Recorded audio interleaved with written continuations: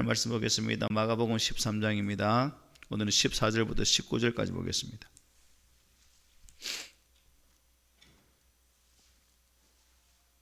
마가복음 13장 14절부터 19절 한 절씩 교독합니다. 멸망에 가증한 것이 서지 못할 곳에 선 것을 보거든 읽는 자는 깨달을진저 그때에 유대에 있는 자들은 산으로 도망할지어다.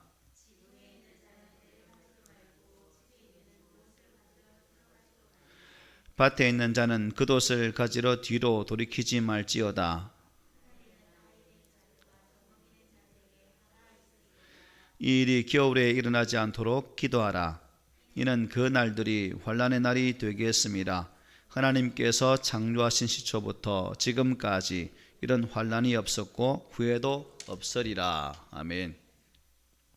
오늘 본문은 이제 소위 감람산 강화로 불리는 13장의 두 번째 단락의 서두 부분입니다.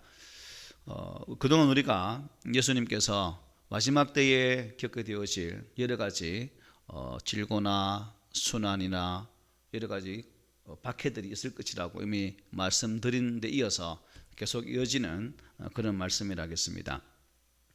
오늘 여기에서는 이제 주님의 예루살렘 성전 파괴 예언과 또 종말의 때가 되면 징조에 어떠한 일이 벌어질 것인지를 예언하는 그 말씀에 이어서 로마 제국에 의한 예루살렘 함락 사건과 또 말세에 대환란에 임하는 성도들의 자세가 어떠해야 되는지를 우리에게 복합적으로 교훈해주고 있는 그런 말씀이라 하겠습니다.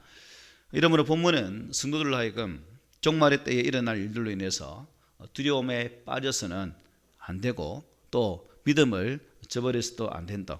그래서 그 목적들이 이룰 수 있도록 우리 안에 믿음의 아름다운 경기를 감당하자는 또한 그런 내용이기도 하겠습니다. 먼저 14절 초반부에 보면 이렇게 말씀합니다. 멸망에 가증한 것이 서지 못할 곳에 선 것을 보거든 읽는 자는 깨달을진저 라고 말씀하죠. 이 말씀이 무엇이겠습니까? 예수님은 큰 환란의 그 날에 발단에 대해서 지금 말씀하고 있거든요. 장태에 있을 큰 환란의 발단이 될 하나의 사건을 말씀하고 계십니다. 앞으로 멸망에 가증한 것이 서지 못할 곳에 서게 되는 사건을 보게 될 것이다 라고 말씀합니다. 이 사건을 발단으로 해서 이 땅에는 큰 환란이 일어난다는 거죠. 오늘 본문과 같은 내용을 담고 있는 마태복음 24장 15절 말씀을 보면 이때 예수님은 다니엘이 예언한 말씀을 인용하여서 말씀하시는 것을 보게 됩니다. 새벽에 다니엘서를 보고 있는데 어떤 내용을 인용했냐면 다니엘서 9장 27절, 다니엘서 11장 31절, 그리고 다니엘서 12장 11절 말씀을 각각 인용하면서 마지막 때를 말씀하고 계십니다. 우선 마태복음 24장 15절 말씀을 보면 오늘 본문에 서지 못할 곳이 거룩한 곳을 이렇게 표현합니다. 거룩한 곳. 그러니까 서지 못할 곳에 서는 그 장소는 거룩한 장소다 하는 것이죠. 거룩한 장소가 어디겠습니까? 하나님의 성전이죠. 그래서 성전에 가증한 곳, 거룩하지 못한 것이 그곳에 서게 된다. 결국 거룩하지 못한 것이 무엇이겠습니까? 우상을 뜻합니다. 우상. 하나님의 성전에 우상이 서게 될 것이다. 성전은 지극히 높으신 하나님을 예배하는 장소지만 환난의 때가 되어지면 그 장소에 우상이 서게 된다라고 말씀을 하고 있습니다. 그리고 맨 앞에 나오는 단어 멸망이라는 말씀이 있죠. 이 멸망은 성전에 우상을 세우는 자가 뜻하는 목적이죠. 다시 말하면 적그리스도가 하나님을 예배하는 자들을 핍박하고 또한 하나님의 성전을 파쇄함을 통해서 그곳에서 예배하는 자가 없도록 하고 오직 우상 앞에 절하도록 만드는 그날, 그날을 위해서 성전을 회파하고 믿는 자들을 죽이기도 하고 멸하기도 하게 된다라는 말씀입니다. 주전 168년이었습니다. 그러니까 다니엘 예언이 있은 지 대략 한 370년경이 지난 이후의 날일들입니다.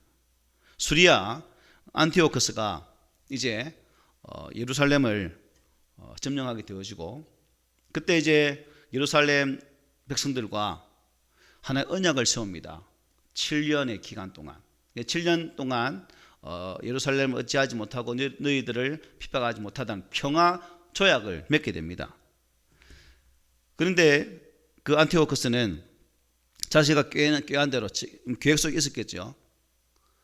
약속의 절반, 즉 3년 반이 지난 시점에 이 언약을 파기하고 맙니다.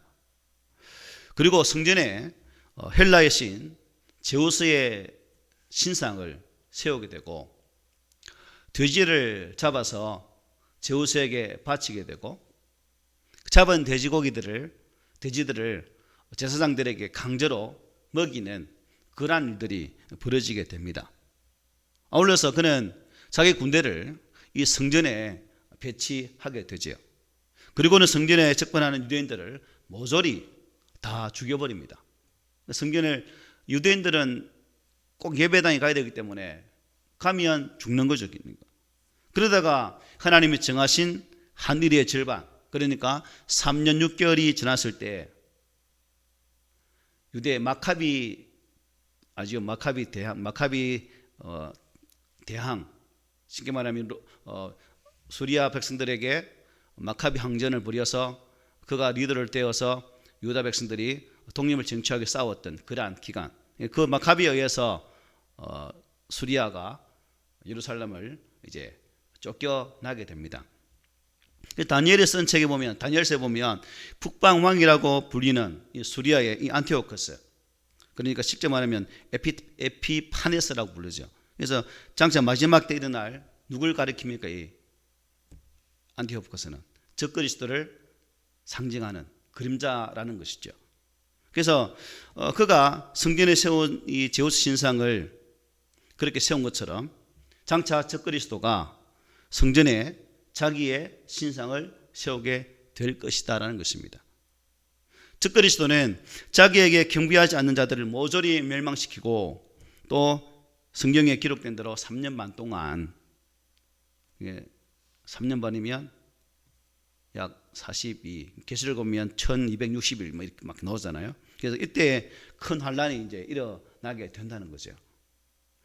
오늘 보면 14절 말씀을 다시 보면 이 괄호 안에 기록된 말씀이 있습니다. 어떻게 되어 있습니까? 읽는 자는 깨달을진저라고 되어 있죠. 왜 이 말씀이 여러분 괄호 안에 속에 이렇게 포함되어 있을까요? 이것은 예수님이 친히 말씀하신 것이 아니라 이 마가복음을 기록한 마가가 이렇게 성령의 감동에 의해서 기록된 것으로 추론합니다. 자, 생각해 보십시오. 예수님이 말씀한 걸 직접 기록했다면 읽는 자라고 말하겠습니까? 듣는 자라고 말하겠습니까? 듣는 자는 깨달을진저라고 말하겠죠. 그래서 마가가 이렇게 기록한 것으로 추론합니다. 아무튼 예수님은 우리가 깨닫지 못할 만큼 어렵고 신비스러운 어려운 말들로 교훈하신 것이 아니라 깨닫기 쉬운 말씀들로 교훈하셨고, 또한 그 교훈을 통해서 하나님의 백성들이 환난의 때에 잘 이기기를 소망하는, 그 당시라면 또 제자들이겠죠.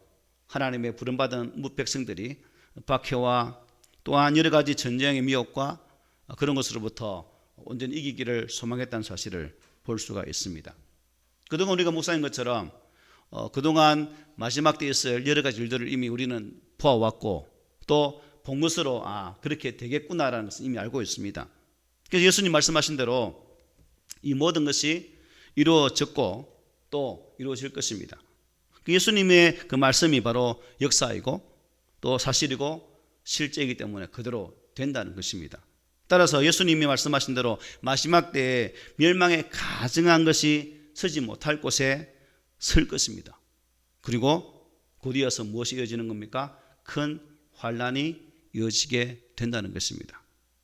그때 성도들은 예수님의 말씀이 기록된 성경을 읽으면 돼요.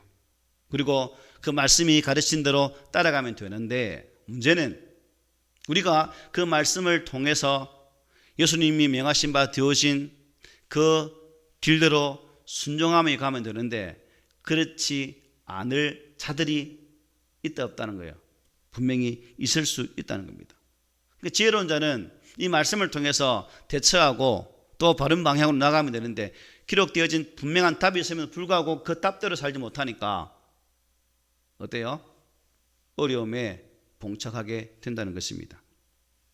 그런 의미에서 우리는 늘 성경을 사모함으로 접하고 대하고 읽고 또 묵상하고 또 성령의 그러한 깨우침을 통해서 깨달은 바를 삶의 현장에서 말씀이 삶이 될 수 있도록 정말 수고의 싸움을 감당하는 그런 우리가 되어야 될 줄 믿습니다. 그래서 늘 말씀을 가까이 하시고 읽으시고 또 그 가운데서 하나님께서 예비하신 은혜가 우리 가운데 있고 또 마지막 때를 온전히 승리하는 그런 길로 달려갈 수 있는 저와 여러분 되기를 주님의 이름으로 부탁을 드립니다. 그리고 이제 괄호 뒤에부터 16절 말씀 쭉 보면 이렇게 말씀하고 있죠. 그때에 유대에 있는 자들은 산으로 도망할지어다. 지붕 위에 있는 자는 내려가지도 말고 집에 있는 무엇을 가지러 들어가지도 말며 밭에 있는 자는 겉옷을 가지러 뒤로 돌이키지 말지어다. 이게 무슨 말씀일까요? 큰 환난의 때에 어떻게 대응해야 되는지에 대해서 말씀하고 있는 거죠. 해 뜨기 전 가장 어둡죠. 예수님이 재림하기 직전 바로 그때에 결국 가장 큰 환난이 우리에게 임하게 될 것입니다. 그야말로 급박해가 무서울 정도로 빠르게 견디기 어려울 정도로 힘들게 우리 믿음의 성도들에게 분명히 펼쳐지게 될 것입니다. 그때에 우리는 어떻게 해야 되는가? 보니까 14절부터 16절에 보면 세 가지를 말씀하고 있죠. 첫째가 뭐예요? 지침. 그때에 유대에 있는 자들은 어디로 도망하라? 산으로 도망해라. 자, 마지막 때에 적그리스도는 예루살렘을 자신의 본거지로 삼고 또한 적그리스도는 성전에 자기의 신상을 세우고 그것에게 경배하지 않는 자는 다 죽을 것입니다. 그때 어린 양의 생명의 책에 이름이 기록되지 못한 사람들은 어떻게 할까요? 다 경배를 하겠죠. 그러나 하나님의 성령 인침을 받은 자들은 그러한 경배의 강요에도 불구하고 하지 않을 것이라는 겁니다. 믿음의 성도들은. 결국 그 믿음의 성도들이 그 신상에 절하지 않으면 어떻게 됩니까? 죽게 된다는 거죠. 그래서 오늘 본문에는 그러한 환난이 임하면 피해라는 거죠. 피해라. 아니면 죽기 때문에. 그 14절 하반부 다시 보면 그때에 유대에 있는 자들은 산으로 도망할지어다. 우리가 유대 그 땅을 가보지 못했지만 사진을 보면 산에 구멍 같은 게 많죠.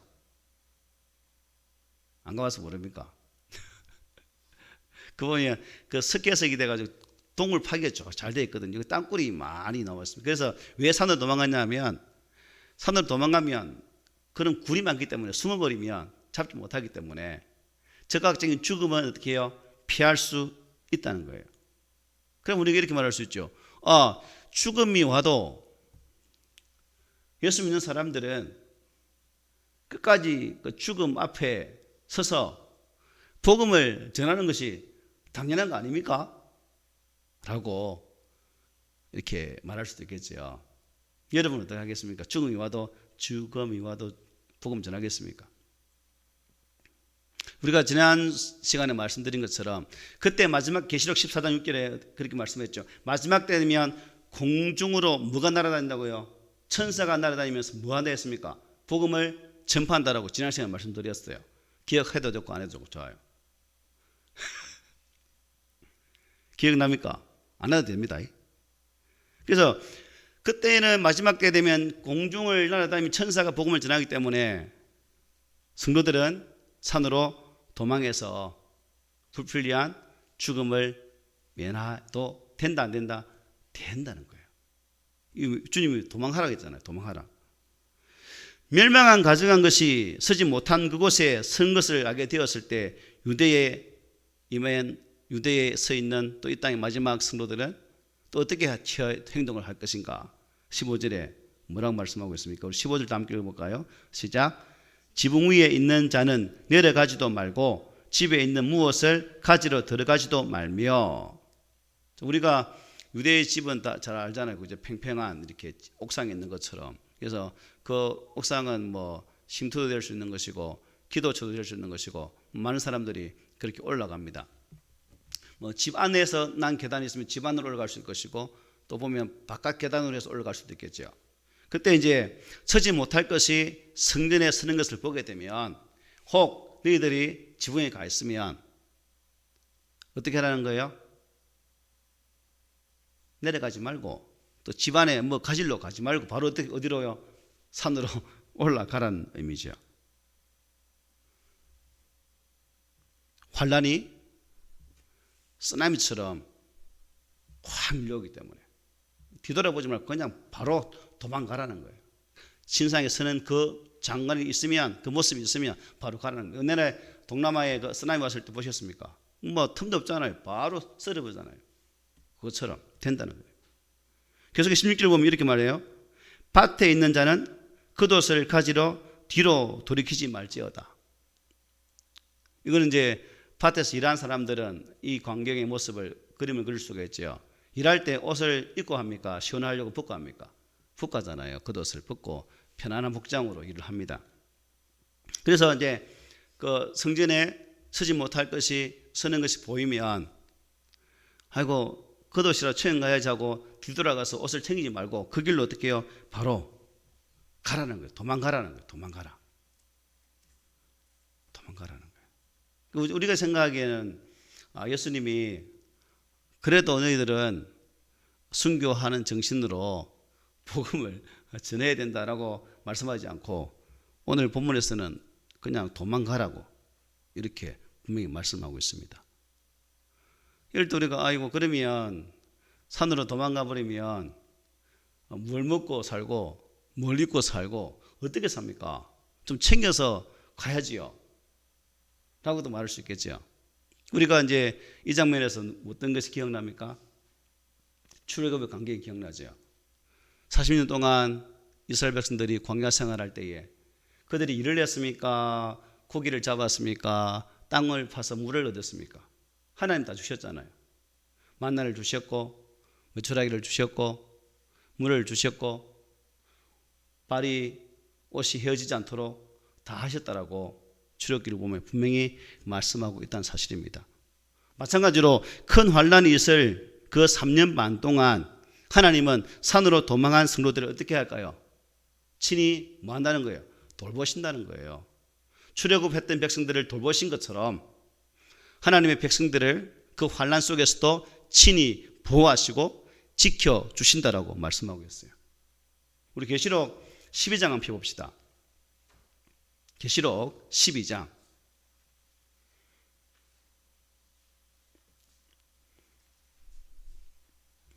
5절 한번 봅시다. 5절 시작. 여자가 아들을 낳으니 이는 장차 철장으로 만국을 다스릴 남자라. 그 아이를 하나님 앞과 그 보좌 앞으로 올려 가더라. 자, 이때 여자는 누굴 가리킬까요? 이스라엘을 가리킵니다. 이스라엘을. 그리고 이때 아들은 이스라엘에게서 태어날 예수 그리스도를 뜻합니다. 적그리스도는 여자, 그러니까 이스라엘을 멸하려 한다는 거예요. 그런 여자는 그를 피해 광야로 도망해야 된다는 겁니다. 6절 한번 보십시오. 6절 다 함께 시작. 그 여자가 광야로 도망하며 거기서 1260일 동안 그를 양육하기 위하여 하나님께서 예비하신 곳에 있더라. 자, 1260일 3년 반이죠. 3년 반. 큰 환란 때 이스라엘, 그러니까 곧 성도들은 산으로 도망하여서 그곳에서 1260일 동안 곧 3년 반 동안 누구의 돌보심을 받는다는 거예요? 하나님의 돌보심을 받게 된다는 거예요. 그 7절 함께 시작. 하늘에 전쟁이 있으니 미가엘과 그의 사자들이 용과 더불어 싸울세 용과 그의 사자들도 싸우나. 하나님은 천사장 미가엘을 보내셔서 적그리스도가 성도들을 해하지 못하도록 어떻게 해요? 안전하게 성도들을 지켜주기 위해서 싸운다는 거예요. 하나님의 천사가. 고전 10장 13절 이렇게 말합니다. 사람이 감당할 시험 밖에는 너희가 당한 것이 없나니 오직 하나님의 미뻐사 너희가 감당하지 못할 시험 당함을 허락하지 아니하시고 시험 당할 즈음에 또한 피할 길을 내사 너희로 능히 감당하게 하시느니라고 말씀했습니다. 혹 우리 가운데 이 믿음에 진한 환난을 당하고 계신 분 계십니까? 미쁘신 하나님, 약속에 확실하신 그 신실하신 하나님께서 우리의 그 환난 가운데에서 피할 길을 내십니다. 하나님이 친히 우리를 도우셔서 돌보시고 우리로 능히 감당하게 하시는 힘을 주신다라고 바울은 고린도전서에서 말씀하고 있습니다. 그러므로 환난 때문에 낙심하지 말고 날마다 믿음으로 모든 환난을 극복하며 승리하는 우리 모두가 되시기를 바랍니다. 그리고 17절 본문 보면 이렇게 말합니다. 그날에는 아이 벤 자들과 젖먹이는 자들에게 화가 있으리로다. 환난 때의 마지막 때에 아기를 임신한 사람, 아기를 키우고 있는 사람이 화를 당한대요. 이게 이제 마지막 때의 참상을 말씀하고 있는 부분인데, 자, 왜 여러분 왜 아기 벤 자하고 젖을 먹이는 자에게 이 화가 임하는 것일까요? 원칙은 아기 벤 자, 아기를 키우는 자는 복된 자 아닙니까? 그런데 마지막 때는 그것이 화가 된다는 거예요. 멸망 가정한 것이 서지 못할 곳에 서게 될 때 유대에 있는 자들, 즉 산으로 도망가야 되는데 또 지붕에 있는 사람들도 도망가야 되고 밭에 있는 사람 도망가야 되고 다 도망가야 되는데 아이를 뵌 사람, 아이를 키우고 있는 사람은 행동이 어떻게 해요? 느릴 수밖에 없다는 거예요. 더군다나 남자는 뭐 집안에 물건이나 겉옷을 버리고 도망갈 수 있죠. 근데 어머니는 아기를 버릴 수가 있습니까? 못 버리잖아요. 그러니까 젖먹이는 여자, 결국 그 여자들은 젖그릇이 잡혀서 어떻게 된다는 거예요? 죽임을 당하게 된다는 겁니다. 호세아서 13장에 보면 아주 적나라하게 기록하고 있죠. 여인의 배를 가른다라고 말해요. 또 아이를 쳐서 죽인다라고 말합니다. 이게 마지막 환난 때의 참상입니다. 아기 뵌 자들이 배가 갈라지고 젖을 빠는 아기는 돌로 쳐 죽임을 당하고는 그냥 패댕이 내동댕이 쳐지는 거죠. 그래서 그 마지막 때에 아이를 뵌 자들과 젖먹이에게 화가 있을 것이다 라고 말씀을 하고 있는 거죠. 그 18절에 보면 이렇게 말합니다. 이 일이 겨울에 일어나지 않도록 기도하라. 겨울. 유대 땅은 겨울에 비가 많이 오거든요. 그리고 겨울에 비가 많이 오니까 더 춥겠죠. 이동하기 불편하고. 근데 우리가 참 그래도 감사한 것은 하나님께서 이사야, 엘리야 때나 다 기도할 때에 3년 반 동안 6개월 동안 비가 오지 않으실 때 어떻게 해요? 기도하니까 비가 오게 되어지는. 하나님께서는 우리 성도들의 기도를 들으시고 이러한 때가 되지 않을 때에 아마 혼란이 오지 않을까. 그래서 우리가 기도해야 되겠죠. 하나님, 우리 6.25 때 보십시오. 1.45세 때예요. 그 추운 때, 그리고 군인들 전쟁에 추워서 얼어 죽은 사람도 많잖아요. 그렇게 되면 우리 환란의 때에 그 추운 날이 되면 되겠습니까? 도망가기 편하게 좀 따뜻한 때 되어져야 되도록 또 기도해야 되겠죠.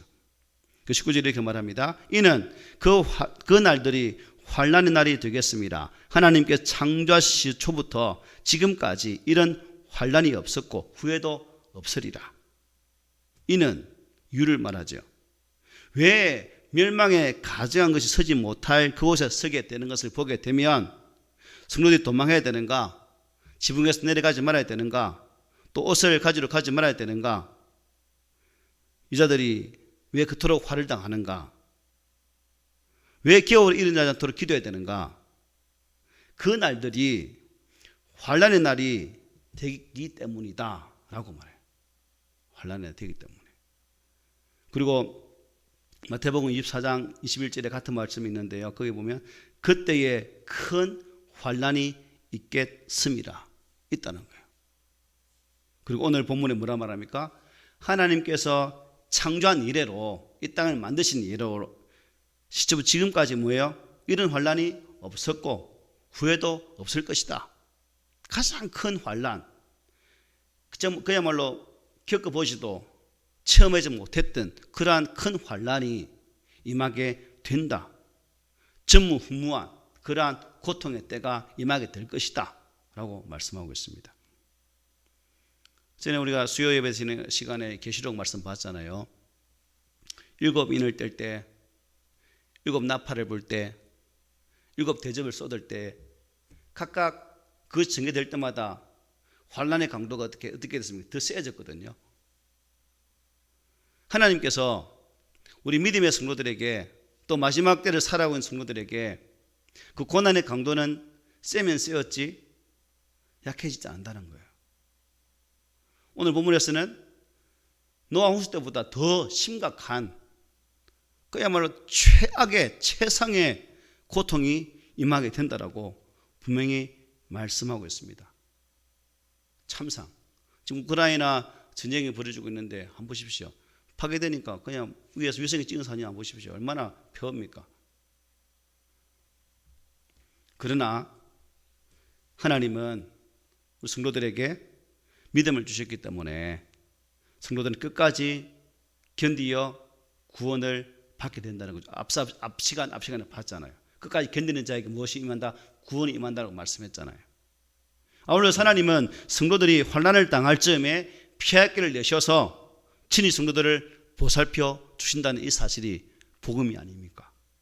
그래서 우리가 신앙생활 참 편한 시대에 살고 있고 마지막 때에 겪게 되어질 이러한 참상도 아마 우리 때는 없을 수도 있겠죠. 편안하다라고 말한 그런 시대에 우리가 살고 있습니다. 하지만 이러한 말씀을 대하면서 편안할 때에 도적같이 찾아오게 되어질 그 마지막 때를 우리는 항상 기억하면서 주신 말씀으로 나의 삶을 잘 살피고 나의 구원이 결코 흩어지지 않도록 하나님의 온전한 그 얼굴 앞에 이르는 그 시간까지 잘 보존될 수 있도록 말씀으로 겸비하는 그런 신앙의 삶을 사는 것이 이 마지막 시대에 우리가 감당해야 될 신앙의 자세다라는 사실을 깨닫게 됩니다. 데살로니가전서 5장 16절로 18절에 보면 뭐라 말씀하고 있습니까? 항상 기뻐하라, 실망을 기도하라, 범사에 감사하라. 이런 그리스도 예수 안에서 너희를 향하신 하나님의 뜻이니라고 말씀했죠.